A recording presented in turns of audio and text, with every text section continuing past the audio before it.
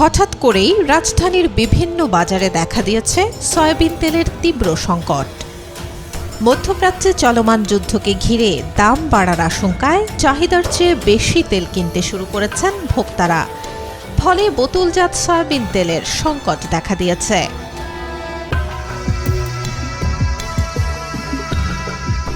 রাজধানীর বিভিন্ন এলাকার অধিকাংশ দোকানেই ৫ লিটারের সয়াবিন তেলের বোতল পাওয়া যাচ্ছে না। কোথাও কোথাও ১ বা ২ লিটারের বোতল সীমিত পরিমাণে মিললেও অনেক দোকানে সেটিও নেই।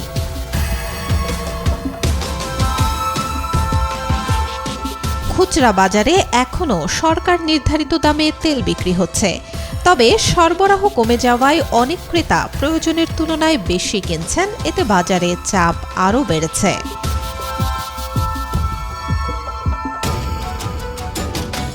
ভোক্তাদের অভিযোগ, বৈশ্বিক যুদ্ধের অজুহাতে রমজান ও ঈদ সামনে রেখে বোতলজাত সয়াবিন তেলের কৃত্রিম সংকট তৈরি করে দাম বাড়াচ্ছেন ব্যবসায়ীরা।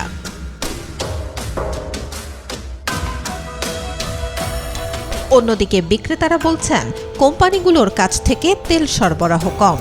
স্বাভাবিক সময়ে ডিলারের কাছ থেকে দিনে ৮ থেকে ১০ কার্টন তেল আনতেন তারা, কিন্তু গত কয়েকদিনে তা কমে দাঁড়িয়েছে ২ থেকে ৩ কার্টনে। এতে বাজারে বোতলজাত তেলের সংকট তৈরি হয়েছে।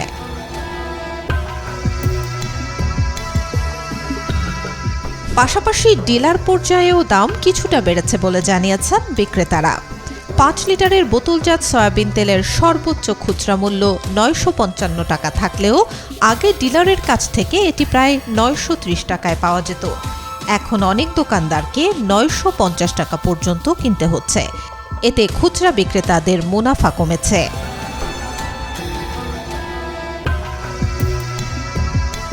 একই সঙ্গে বেড়েছে খোলা সয়াবিন ও পাম তেলের দাম।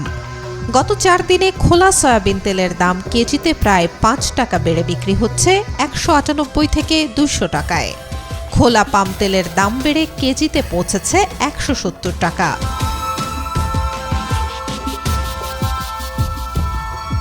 তবে সরবরাহ সংকটের অভিযোগ অস্বীকার করেছে তেল উৎপাদনকারী প্রতিষ্ঠানগুলো।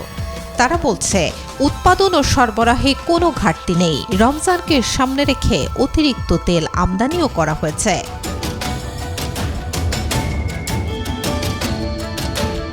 জাতীয় ভোক্তা অধিকার সংরক্ষণ অধিদপ্তরের মহাপরিচালক ফারুক আহমেদ জানান, বাজারে সরবরাহ সংকটের বিষয়টি খতিয়ে দেখা হবে।